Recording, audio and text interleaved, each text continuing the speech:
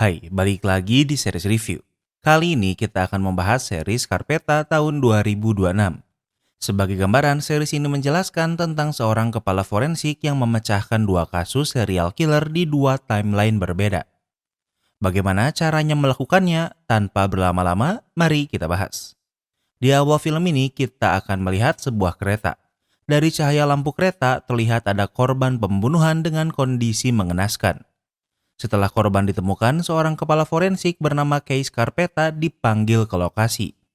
Dengan cepat, Kay bersiap lalu pergi ke lokasi walau sekarang masih sangat pagi. Di sana sudah banyak polisi yang mengamankan crime scene. Good to have you back, Doc. I guarantee you, nothing's been done right since you left. Seorang polisi bernama Ryan menyambut Kay kembali bekerja yang artinya Kay baru kembali bekerja setelah sekian lama. Ryan mengenalkan kalau orang yang pertama datang ke lokasi adalah polisi muda bernama Frug. Untuk sekarang identitas korban belum diketahui sehingga akan dipanggil Jendo. Jendo ditemukan dengan kondisi telanjang sambil diikat. Namun yang paling mengerikan adalah kedua tangannya dipotong. Tak lama kemudian seorang pria bernama Marino datang dan ia adalah mantan detektif. Marino menikahi kakak Kay sehingga sekarang ia juga kakak iparnya. Kay tidak ingin Marino di sini karena tentunya ia tak berwenang berada di sini. Lalu Kay melanjutkan pemeriksaan. Ia seperti merasa familiar dengan kasus kali ini. Di sekitar rel kereta, Kay menemukan sebuah koin gepeng yang sepertinya sengaja ditaruh di rel kereta agar ditabrak kereta. Keesokan harinya, walau Kay sudah menjabat menjadi kepala forensik selama sebulan, namun ia baru disumpah. Congratulations, Dr. Scarpetta. And a hearty welcome back. Tak lama kemudian dua orang datang. Mereka adalah Reddy yang merupakan Menteri Kesehatan sementara wanita ini adalah Maggie yang dulunya adalah sekretaris Kay. Reddy ingin Maggie menjadi sekretaris Kay lagi. Kemudian Kay melakukan pemeriksaan pada Jendo. Karena visualnya terlalu ekstrim, Mimin gak banyak liatin. Dari hasil pemeriksaan, Kay menemukan kalau ada luka serangan benda tumpul di kepala korban. Namun yang membunuhnya adalah tusukan benda tajam di leher. Kemudian Kay pergi ke pemakaman bersama kakaknya yang bernama Dorothy. Hubungan mereka rumit dan sangat sering bertengkar. Saat ini mereka di pemakaman karena sekarang adalah hari peringatan kematian istri anak Dorothy. Dorothy memiliki anak perempuan bernama Lucy. Walau Kay sukses dengan menjadi kepala forensik, namun secara finansial Dorothy lebih kuat karena ia adalah seorang penulis sukses. Walau mereka saudari, namun mereka memiliki kepribadian yang sangat berbeda dan sering berdebat. Kini kita mundur ke 28 tahun yang lalu. Kejadian yang sama terjadi. Bahkan 28 tahun yang lalu, Kay juga sudah menjadi kepala forensik. Suatu malam, ia dipanggil karena telah terjadi pembunuhan. Bedanya kali ini bukan pembunuhan pertama. Pembunuhan yang baru terjadi adalah pembunuhan keempat yang artinya ada seorang serial killer. Karena alurnya maju mundur jadinya lumayan pusing. Agar mudah dibedakan, Kay di masa sekarang berambut panjang sementara di masa lalu berambut pendek. Kali ini Kay pergi ke sebuah rumah. Di sana ia kembali bertemu dengan Ryan yang saat ini masih polisi muda. Ryan adalah orang pertama yang datang di lokasi. Di sana Kay bertemu dengan Marino yang saat ini masihlah detektif aktif. Marino sedang menanyai suami korban yang bernama Matt. Matt menjelaskan kalau istrinya yang bernama Lori adalah seorang dokter dan biasanya pulang sekitar tengah malam. Matt baru pulang jam 2 pagi dan menemukan Lori sudah tak bernyawa. Matt menyadari ada bau menyengat asing di kamarnya, namun sekarang bau itu sudah menghilang. Kemudian Kay memeriksa Lori. Seperti di masa sekarang, Lori ditemukan dalam keadaan telanjang sambil diikat. Ingat, ini adalah pembunuhan keempat. Namun ketiga korban sebelumnya lajang, hanya Lori korban yang memiliki suami. Di laci, Marino menemukan sebuah hunting knife. Setelah selesai memeriksa, di luar dipenuhi wartawan. Tentunya dengan 4 pembunuhan yang terjadi berdekatan adalah berita terpanas saat ini. Kemudian Kay ke kantor untuk melakukan pemeriksaan. Marino bersamanya dan ia pikir kalau pembunuh Lori adalah Matt. Marino banyak menghabiskan waktu bersama Matt di lokasi. Menurutnya Matt tidak terlalu sedih dengan kematian Lori. Apalagi Matt adalah seorang mantan aktor amatir sehingga pandai berakting. How can you connect a husband killing his wife to the first 3 murders? Who knows? Kay tidak setuju karena jika Matt membunuh Lori, lalu apa hubungannya dengan ketiga korban sebelum Lori? Marino tidak bisa menjawabnya, namun ia masih sangat mencurigai Matt. Setelah pemeriksaan, Kay bertemu dengan agen FBI bernama Benton. Di masa depan, Benton akan menjadi suami Kay. Benton akan mewakili FBI untuk terjun langsung di kasus serial killer ini. Kemudian Benton, Marino, dan Kay melakukan rapat. Walau ini adalah pertama kalinya Kay bertemu Benton, namun Benton dan Marino sudah saling mengenal. Benton adalah seorang profiler. Ia beranggapan kalau serial killer ini adalah pria namun tidak berkulit hitam. Tidak mencolok, beraktivitas normal, memiliki pekerjaan kasar, dan memiliki kecerdasan di atas rata-rata. Tentunya deskripsi ini masih sangat general dan sulit untuk menentukan siapa pelakunya. Kay beranggapan kalau pelaku memiliki fantasi seksual sadistik. Itulah kenapa di setiap korban ditemukan bekas kekerasan. Setiap kali melakukannya semakin ganas. Dan pada akhirnya ruda paksa tidak lagi menjadi motif, tapi pembunuhan itu sendirilah yang menjadi motifnya. Menurut Kay, cara untuk menemukan pelakunya adalah mencari kesamaan di antara keempat korban. Walau Kay dan Benton baru bertemu, namun terlihat kalau Kay memiliki ketertarikan padanya. Marino memberitahu kalau sidik jari di tubuh Lori identik dengan sidik jari Matt. Di tubuh Lori juga ditemukan lendir glitter seperti ketiga korban sebelumnya sehingga sudah dipastikan kalau pelakunya sama. Di malam hari, Kay pulang ke rumah. Di sini, ia hanya tinggal bersama keponakannya Lucy. Tentunya di masa ini, Lucy masihlah seorang bocah. Lucy sangat tertarik dengan kode komputer dan sering melakukannya. Dorothy walau sudah memiliki anak namun masih liar sehingga sering berpergian keluar. Kembali ke masa sekarang, Kay baru pulang ke rumah. Saat ini rumah Dorothy sedang direnovasi sehingga ia menumpang di rumah Kay. Dorothy masih tak berubah dan masihlah eksentrik.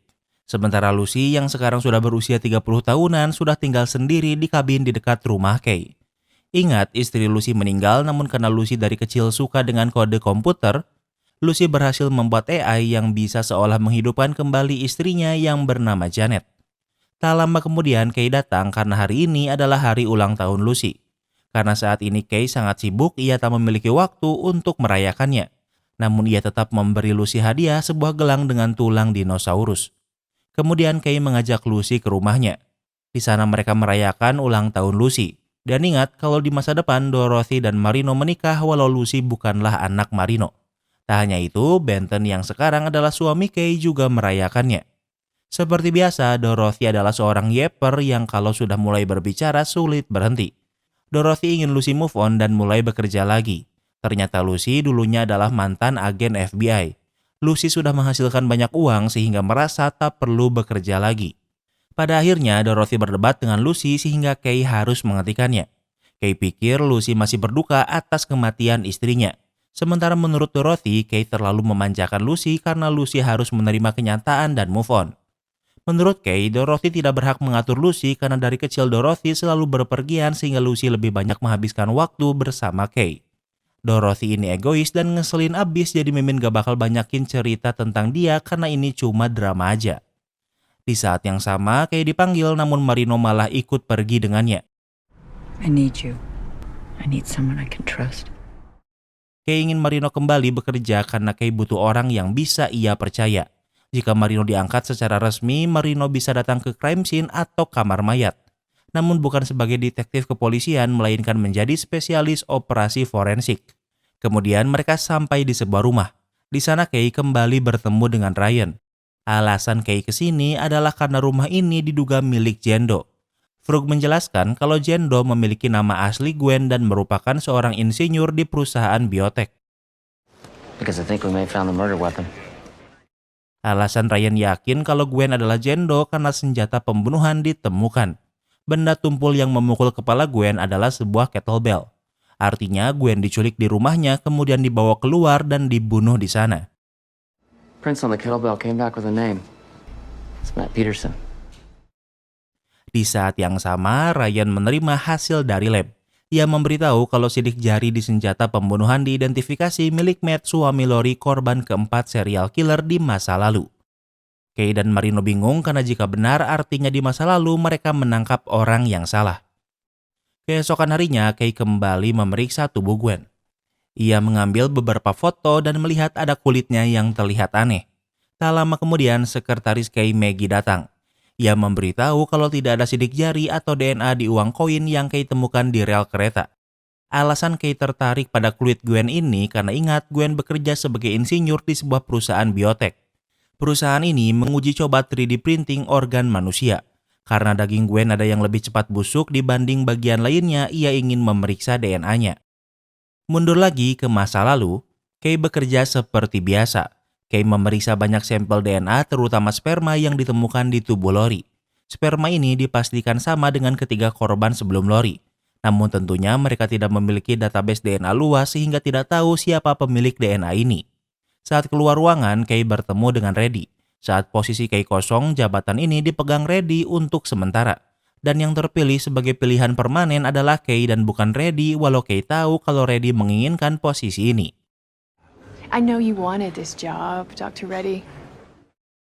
Kemudian Reddy bertemu dengan Maggie dan ini adalah pertama kalinya mereka bertemu. Dan ini momen di mana Maggie baru saja di-hire menjadi sekretaris Kay. Sementara itu, Marino masih mencurigai Matt sehingga memanggilnya. Matt dipasangi alat pembaca detak jantung. Kecurigaan Marino berputar pada pisau yang ia temukan di laci sebelumnya. Marino dan Burton melakukan ini bersamaan. Tak lama kemudian seorang jaksa bernama Bill datang marah-marah karena ada berita yang membicarakan tentang kasus ini. Dari berita ini, media seolah sudah memojokkan Matt sebagai serial killer padahal kepolisian tidak memiliki bukti apapun. Kemudian mereka bertiga melihat interogasi Matt. Dari interogasi ini, Marino masih tidak memiliki bukti apapun kalau Matt adalah serial killer. Kemudian Kay dan Marino pergi ke rumah korban kedua serial killer. Semua pembunuhan terjadi di dalam rumah dengan pembunuh yang membobol jendela. Kay ingin tahu bagaimana cara serial killer ini memilih targetnya agar bisa mengidentifikasinya. Mereka mencoba menggambarkan apa yang terjadi di setiap pembunuhan.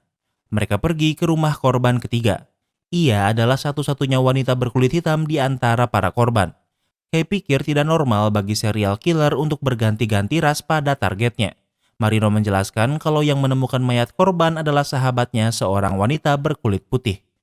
Ia sering menginap di rumah korban sehingga bisa saja target awalnya adalah sahabat korban namun targetnya sedang tidak ada. Kay masih sangat kesulitan menemukan kesamaan di antara para korban karena ia yakin serial killer ini tidak memilih targetnya dengan random. Ketiga korban diikat menggunakan kabel listrik dari lampu namun Lori diikat dengan kabel telepon. Kemudian mereka kembali ke kantor. Benton menemukan sesuatu. Korban ketiga ditabrak mobil di malam sebelum ia dibunuh. Ia dirawat di rumah sakit tempat Lori bekerja sehingga mungkin mereka bertemu di sana. Kay pikir ini adalah petunjuk penting karena ia sangat terobsesi untuk mencari koneksi antar korban. Di saat yang sama, Maggie, sekretaris Kay, memberitahu kalau ada hal penting. Orang IT menelepon apa selama akhir pekan Kay menggunakan komputer karena ada yang melakukannya namun ia yakin itu bukan Kay. I've been hacked. Yes, that's the word. Hacked.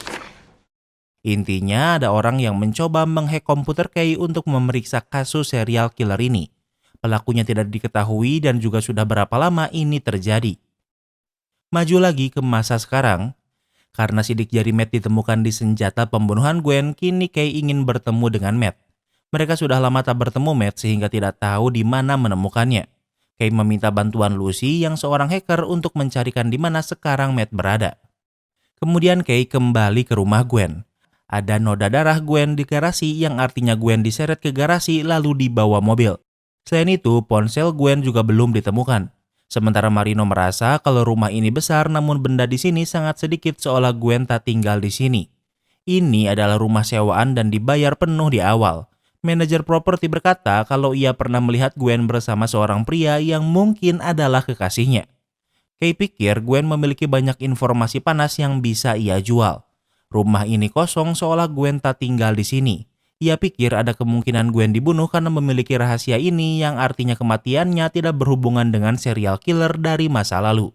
Di tempat lain, Benton sedang disumpah karena ia bergabung dengan tim FBI rahasia baru. Ia akan memiliki rekan baru bernama Tron. Tron sudah mengetahui tentang korban pembunuhan yang sedang diselidiki Kay adalah Gwen. Gwen bukanlah orang sembarangan. Gwen terlibat sangat dalam dengan uji coba 3D printing organ manusia. Gwen juga terlibat banyak proyek rahasia untuk pemerintah atau swasta, sehingga Gwen mengetahui banyak rahasia besar. Karena tim Burton dan Tron rahasia, mereka tak bisa bekerja sama dengan Kay. Tron sudah tahu kalau Gwen memiliki kekasih bernama Jinx. Dan ingat, Kay masih mencari ponsel Gwen dan ternyata saat ini ponsel Gwen ada di tangan Burton dan Tron. Di malam hari, Marino ditelepon Frug. Hubungan mereka dekat karena saat mereka aktif, Marino adalah mentor Frug. Frug memberitahu kalau Gwen memiliki kekasih bernama Jinx. Namun masalahnya entah kenapa aksesnya dikurangi sehingga tidak bisa mencari tahu tentang Jinx. Hal ini terpaksa membuat Marino dan Kay harus mencari Jinx sendirian. Kemudian saat Marino makan malam, Lucy memberitahu kalau ia sudah menemukan Matt yang sekarang sudah mengganti namanya. This guy's a professional hacker, so it's going to be a little more challenging. His name is Jinx Slater.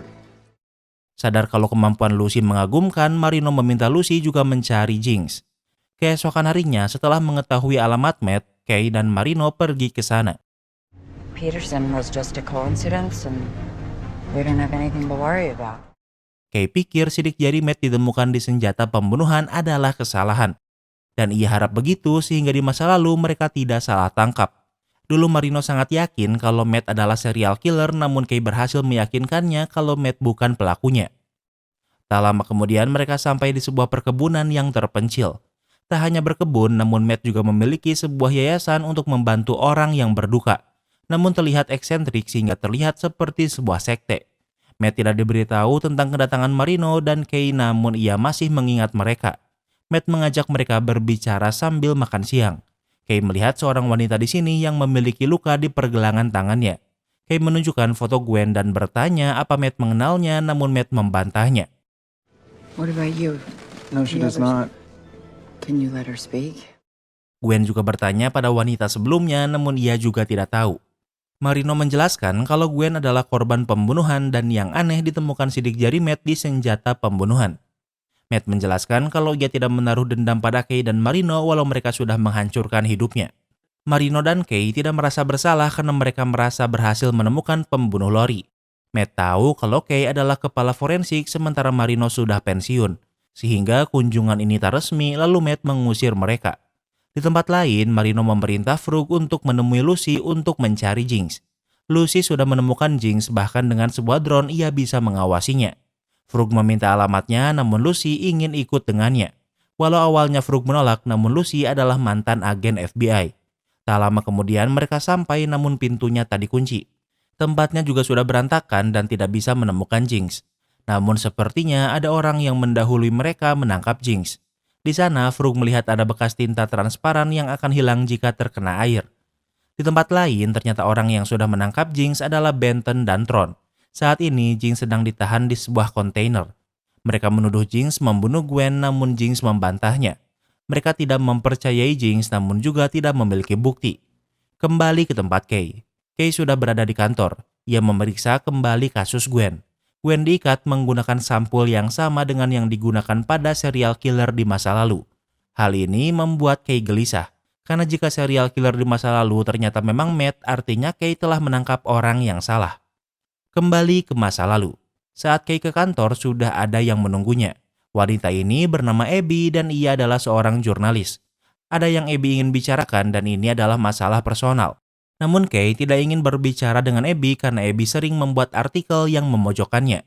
Kali ini Kay memeriksa deterjen, pelembab, dan penghapus riasan dari rumah Lori. Di setiap lokasi pembunuhan ditemukan lendir seperti glitter. Saat disinari dengan sinar UV ditemukan efek yang mirip dari penghapus make up Matt. Marino semakin yakin kalau yang membunuh Lori adalah Matt. Kay masih berpikir kalau Matt bukanlah pelakunya karena Matt tidak memiliki hubungan apa-apa dengan ketiga korban sebelum Lori. Di saat yang sama, Maggie memberitahu kalau Kay dipanggil bosnya. Saat di kantor, Kay melihat sebuah amplop berisi log telepon. Kemudian Kay masuk ke kantor bosnya. Di sana sudah ada Benton dan juga Bill si jaksa. Tentunya masalah yang dibahas adalah tentang serial killer yang membunuh 4 wanita namun masih belum tertangkap. Bos Kay merasa ada kebocoran informasi karena media sering membuat artikel tentang kasus ini. Kay meyakinkan bosnya kalau ia dan timnya tidak ada yang berbicara dengan media. Namun Kay memberitahu kalau komputer kantornya dihack. Namun ia belum memasukkan data kasus Lori di komputer sehingga kebocoran kasus Lori bukanlah karena hack ini. Kay adalah kepala forensik wanita pertama dan baru menjabat beberapa bulan namun sudah membuat kesalahan. Bos Kay ingin menjadikan Kay kambing hitam dan akan memecatnya. Namun ingat sebelumnya Kay mendapatkan log telepon. Ternyata itu adalah log telepon Lori yang menunjukkan kalau di malam ia dibunuh ia menelepon 911. Ingat, Lori adalah salah satu korban yang diikat menggunakan kabel telepon sementara yang lain menggunakan kabel listrik. Pembunuh melakukannya karena Lori menelepon 911 untuk meminta bantuan. Namun tidak ada bantuan yang datang. Artinya kesalahan terbesar justru adalah bosnya karena sistem bantuan 911 yang gagal. Dengan menggunakan informasi ini, Kay berhasil membuatnya tidak dipecat. Kay merasa sedikit senang karena ini adalah kemenangan pertamanya belakangan ini. Namun walau begitu, ia masih memiliki banyak pekerjaan. Di malam hari, Burton datang ke rumah Kay. Burton ingin meminta maaf karena sebelumnya ia tidak tahu kalau Kay akan dipanggil dan diserang seperti itu. Kay memahaminya dan Benton tidak memiliki niatan buruk. Sudah jelas kalau mereka saling menyukai sehingga langsung berciuman. Namun sebelum bermain lebih jauh, Lucy memergoki mereka. Mood mereka rusak sehingga Benton akan pulang. Namun saat keluar, mereka melihat mobil yang ngebut sehingga berpikir kalau ada yang mengawasi mereka. Kembali ke masa sekarang. Kay mengunjungi Lucy dan seperti biasa, Lucy sedang berbicara dengan istri AI-nya. Kay kesini hanya untuk meminta bantuan Lucy mencari tahu apakah Gwen dan Matt pernah bertemu. Another woman died there, I'm pretty sure. About 6 months ago? Kay memberitahu kalau ia akan pergi ke lokasi pembunuhan Gwen. Janet meminta Kay berhati-hati karena tempat itu tak aman. Kay bingung dan Janet memberitahu kalau sekitar 6 bulan yang lalu ada seorang jogger bernama Cammy yang meninggal di sana. Mengetahui ada 2 orang meninggal di tempat yang sama membuat Kay pikir ini bukan kebetulan. Kemudian Kay membahasnya bersama Marino. Cammy meninggal di tempat yang sama dengan Gwen namun kematiannya dianggap kecelakaan. Kay pikir ada sesuatu yang disembunyikan. Kemudian Marino menelepon Frug bertanya tentang kasus Cammy. Ternyata orang yang pertama ke TKP adalah Frug. Frug menjelaskan berdasarkan pemeriksaan hasilnya adalah Cammy kejang-kejang saat jogging. Lalu ia jatuh dan kepalanya terbentur batu. Artinya Cammy memiliki luka kepala yang mungkin sama dengan luka Gwen yang dipukul kettlebell. Saat di kantor, Kay bertanya pada anak buahnya. Ia memberitahu kalau yang melakukan autopsi mayat Cammy adalah Dr. Kaminsky. Ia merasa ada yang aneh karena saat pemeriksaan Reddy datang menemui Kaminsky. Reddy tak pernah melakukannya dan saat datang ia juga membawa orang FBI. Kemudian ia memeriksa hasil autopsi. Dr. Kaminsky membuat laporan kalau kematian Cammy adalah kecelakaan. Yang mereka bingungkan kenapa FBI peduli pada kematian Cammy. Kemudian Kay menemui Dr. Kaminsky yang sedang pumping ASI di luar. Kay langsung bertanya kenapa ia mengatakan kalau kematian Cammy adalah kecelakaan. Kaminsky menjawab kalau yang berhak menjawabnya adalah Reddy lalu ia pergi. Kay masih tidak puas sehingga ia kembali menemui Kaminsky di ruangannya. Kay berkata alasan ia kembali bekerja adalah untuk memperbaiki sistem di sini yang buruk. Kay tahu ada yang Kaminsky sembunyikan dan itu tidak fair pada keluarga Cammy. Kaminsky menunjukkan lokasi Cammy jogging dan ia ditemukan tenggelam. Kay pikir Cammy keluar jalur jogging karena seseorang mengejarnya. Di malam saat pemeriksaan, Kaminsky datang dalam keadaan hamil tua. Awalnya Kaminsky pikir kalau ini adalah kasus biasa. Namun Reddy bersama FBI dan ia sadar kalau ada yang spesial. Saat Kaminsky melakukan autopsi, Reddy dan orang FBI datang walau harusnya tidak boleh. Obviously an accident. What do you guys think? Reddy berkata kalau Cammy meninggal karena kecelakaan saat jogging. Reddy tidak memberi Kaminsky pilihan lain selain menurut. Kay bertanya apakah Kaminsky melihat koin gepeng di lokasi kejadian namun Kaminsky membantahnya. Kay mencoba menghubungkan kematian Cammy dan Gwen. Kaminsky menjelaskan kalau di malam itu ia melihat Maggie di mobil Reddy. Di tempat lain, Marino dan Dorothy sedang makan bersama di restoran mewah. Di saat yang sama, Lucy meneleponnya. Lucy mengirim foto Gwen dan Matt di sebuah bar. Kini Marino memiliki bukti kalau Matt berbohong saat Matt berkata ia tak mengenal Gwen. Marino menjadi sangat marah sehingga pergi meninggalkan Dorothy di sana. Dengan cepat, Marino ke tempat Matt sendirian. Dari awal, Marino selalu mencurigai Matt. Kini dengan Matt yang ketahuan bohong, Marino kehilangan kesabarannya. Marino langsung memukuli Matt berkali-kali. Matt mencoba melawan namun ia tak cukup kuat. Untungnya Lucy dan Frug datang menghentikannya. Matt melaporkan Marino pada Frug sebagai penyerangan dan akan menuntutnya. Matt berkata kalau ia tak membunuh siapapun namun Marino tidak mempercayainya. Marino bertanya bagaimana Matt mengenal Gwen. Matt bercerita kalau sekitar setahun yang lalu ia melihat artikel tentang perusahaan 3D printing organ manusia. Suatu hari saat di bar tanpa sengaja Matt bertemu dengan Gwen. Matt bertanya apa ada kemungkinan perusahaannya bisa menghidupkan lagi istrinya. Walau 28 tahun sudah berlalu, namun Matt masih belum bisa move on dari kematian istrinya. Marino sadar kalau ia melakukan kesalahan namun ia tak mau meminta maaf. Namun Matt bisa menuntut Marino karena penyerangan ini. Mundur lagi ke masa lalu, Marino menemui Kay sambil membawa sesuatu dari tempat sampah di dekat rumah Matt dan Lori. Oh, God! Kay membukanya dan bisa mencium bau busuk. Yang ada di tas kertas adalah sebuah jumpsuit yang Marino yakini digunakan pembunuh. Saat diperiksa dengan sinar UV, terlihat banyak lendir bercahaya seperti glitter yang ditemukan di setiap korban. Marino masih yakin kalau Matt adalah serial killer yang selama ini mereka cari. Di saat yang sama, anak buah Kay menemukan sebuah kardus di dalam lemari pendingin. Ia menunjukkannya pada Kay dan ternyata itu adalah salah satu barang bukti dari kasus Lori. Kay bingung kenapa ada bukti yang tertinggal karena ia sudah yakin memeriksa dan mengirim semua bukti. Marino pikir kalau Kay mengacaukan pemeriksaan dengan melewatkan barang bukti. Namun Kay sangat yakin ia tak melakukan kesalahan. Kay mengingat kembali apa yang telah ia lakukan. Setelah memiliki sampel, ia langsung memeriksa semuanya. Kay adalah orang yang disiplin dan teliti. Ia mencetak label dan menamai semuanya. Ekstra label yang tadi gunakan Kay simpan di laci, namun saat diperiksa label itu sudah hilang. Kay sangat panik karena kredibilitasnya dipertaruhkan. Kay pikir kalau ada orang yang sengaja mensabotasenya untuk merusak kredibilitasnya. Kemudian Kay memeriksa ada sidik jari siapa saja di tempat bukti ini. Yang teridentifikasi hanyalah sidik jari Kay. Namun ada sidik jari lain yang tak terbaca karena orang itu memiliki kelainan genetik dengan kelenjar keringat berlebih terutama di telapak tangan dan kaki. Hal ini membuat orang itu tidak memiliki sidik jari. Namun saat diperiksa dengan sinar UV, mereka melihat ada sinar glitter seperti yang ditemukan di lokasi pembunuhan. Selama ini, Kay tidak tahu apa sumber glitter ini.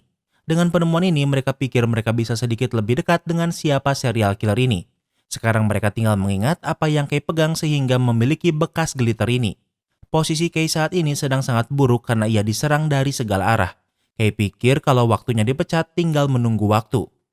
Benton menyarankan Kay untuk keluar sebelum dipecat, namun Kay tidak akan menyerah dan membiarkan mereka menang.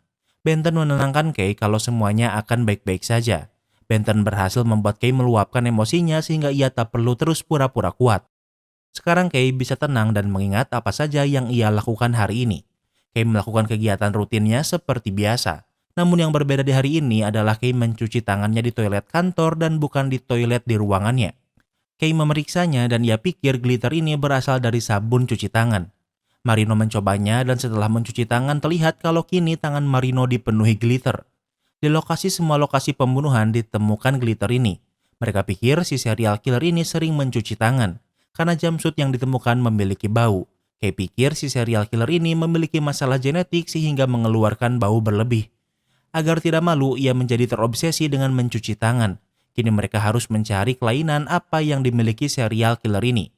Kembali ke masa sekarang, Kay meminta Maggie untuk mengumpulkan semua data tentang kematian Cammy. Maggie berkata kalau kematian Cammy dianggap kecelakaan. Kay tidak peduli apalagi ia tak meminta melainkan memerintah dan Maggie tak punya pilihan lain selain menurutinya. Di saat yang sama ada agen FBI yang menemui Kay. Kay dibawa ke sebuah kebun dan di sana sudah dipenuhi polisi. Terlihat ada sebuah pesawat luar angkasa yang jatuh.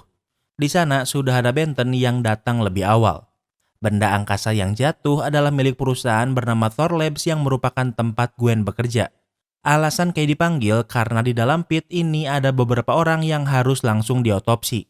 Tron menjelaskan kalau 3 bulan yang lalu Thor meluncurkan lab biomedis ke luar angkasa.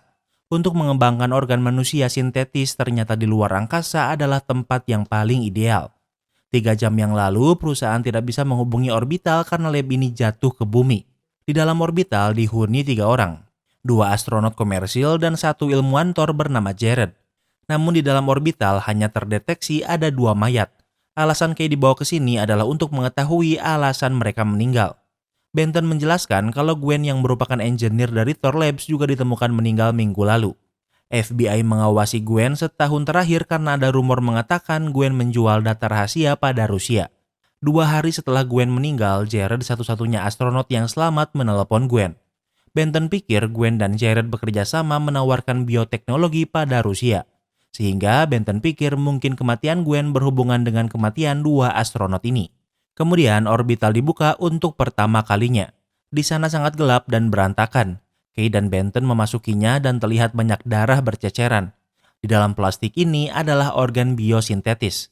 Di sana hanya ada 2 astronot sementara engineer Thor Jared tidak ditemukan. Menurut Kay, korban sudah meninggal sekitar 12 jam sehingga mereka sudah meninggal sebelum orbital jatuh ke bumi. Di tubuhnya ditemukan lubang seperti bekas peluru namun tidak ada peluru di dalamnya. Di saat yang sama, Tron dan yang lainnya menonton rekaman pendaratan pesawat luar angkasa Rusia. Yang turun dari sana adalah Jared yang kini jelas-jelas adalah pengkhianat dan diselamatkan Rusia. Keesokan harinya, Kay dan Marino menemui Benton dan Tron.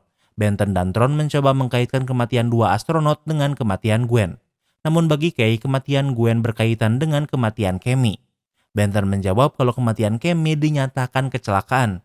Kay tidak mempercayainya karena menurutnya FBI menutup-nutupi kematiannya. Benton dan Tron tidak mau membantu sehingga Kay akan menggali lagi makam Cammy untuk memeriksa dengan tangannya sendiri.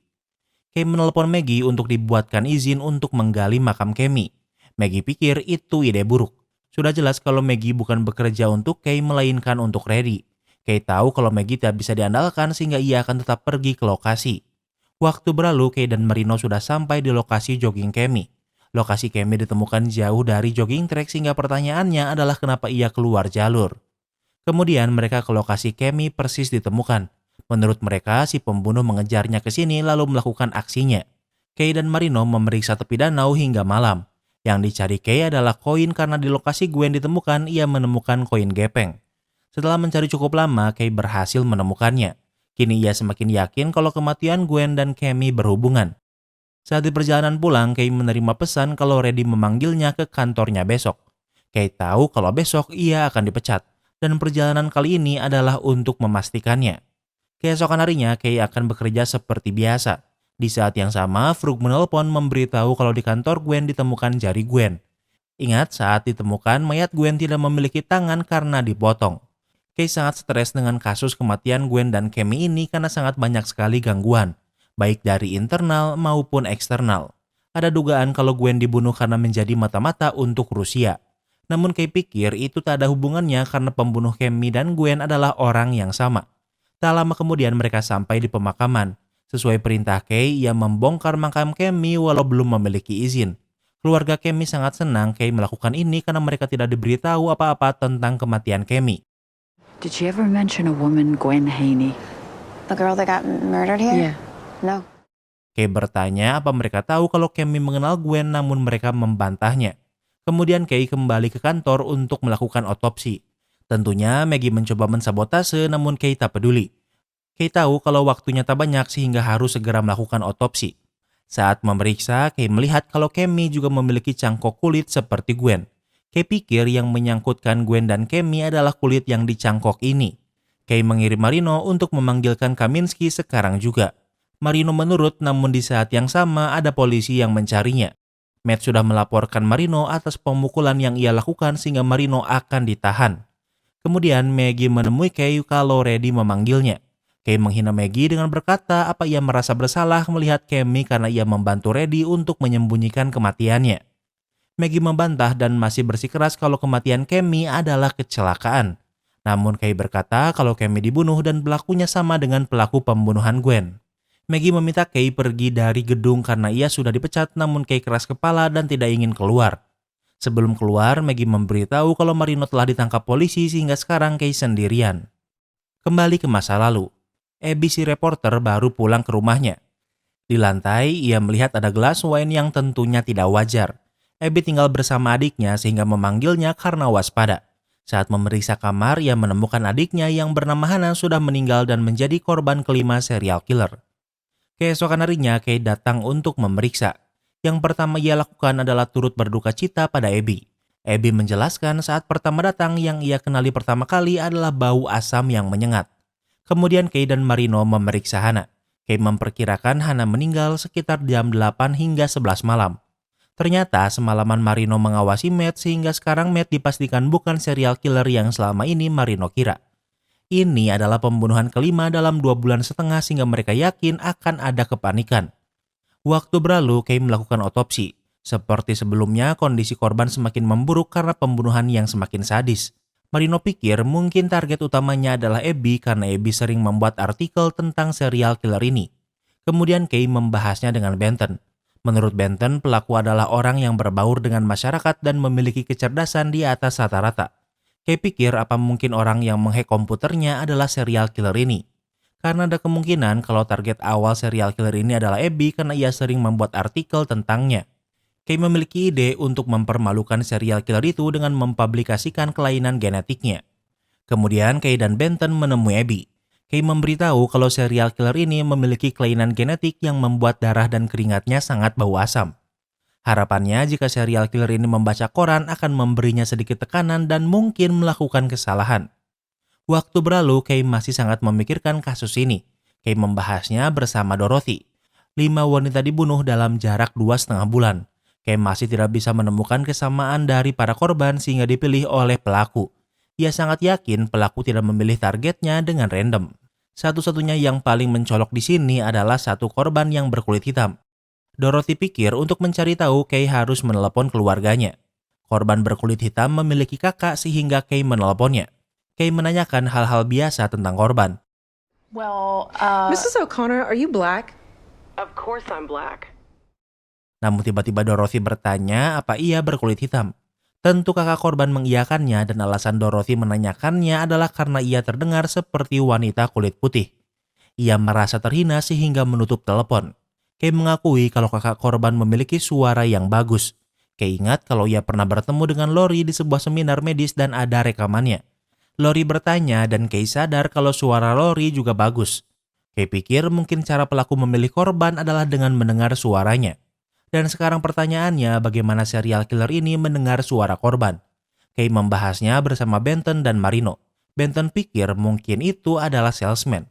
Kay membantahnya karena jika serial killer bekerja 9 to 5, ia tak memiliki cukup residu glitter di tangannya karena pembunuhan terjadi di malam hari.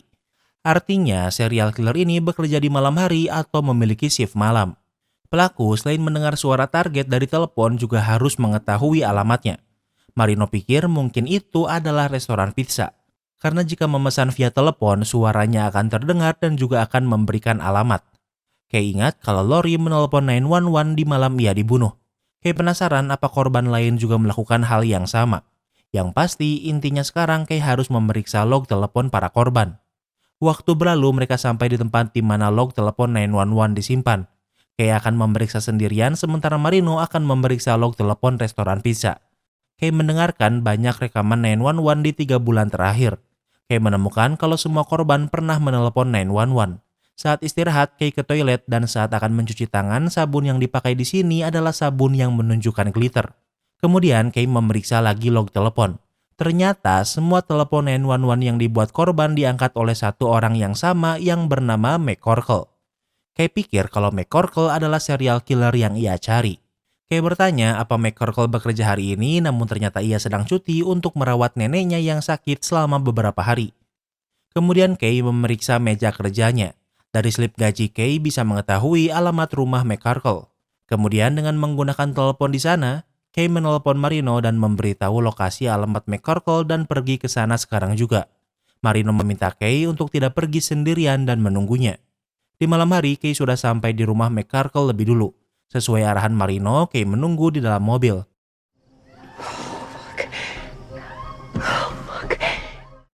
Namun ia mendengar suara teriakan wanita sehingga tidak bisa menunggu. Ia ingin masuk namun pintu depan dikunci.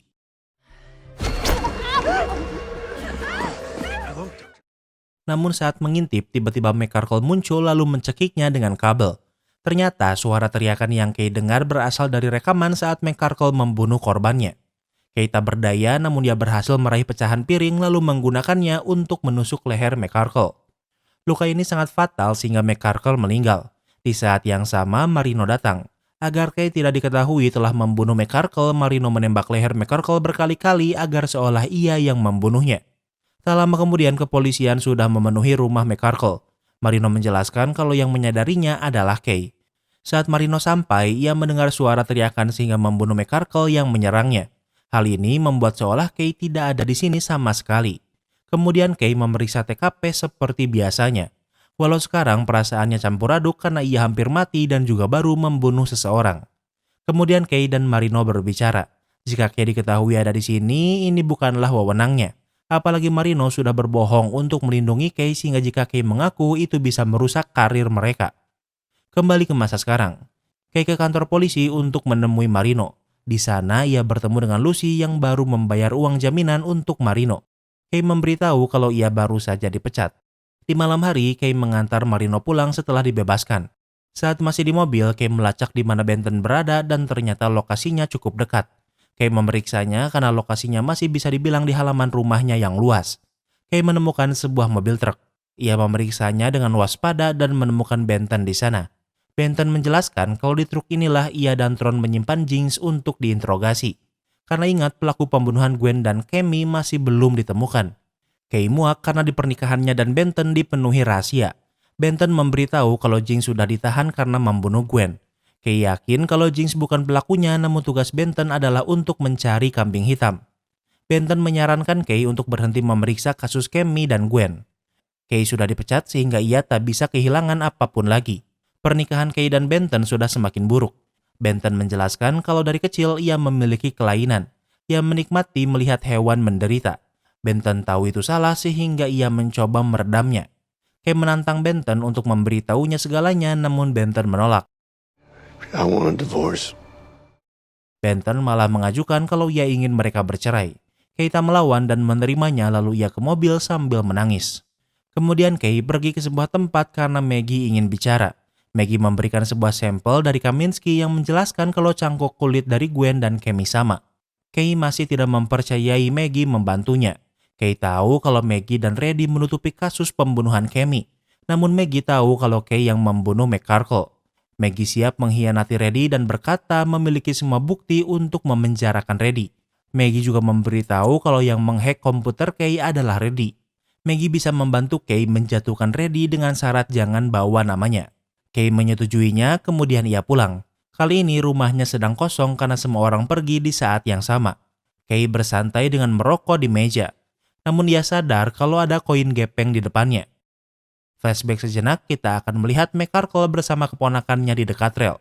McCarkle meminta keponakannya untuk menggepengkan koin ini. Ia melakukannya untuk mengalihkan perhatian keponakannya saat ia melakukan aksinya.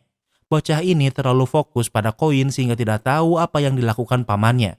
Saat kereta datang, ia menggepengkan koinnya. Namun saat ia akan membawa koin itu, ia jatuh dan tangannya terkena rel yang masih panas. Kembali ke masa sekarang, Kay sadar kalau ia adalah target selanjutnya.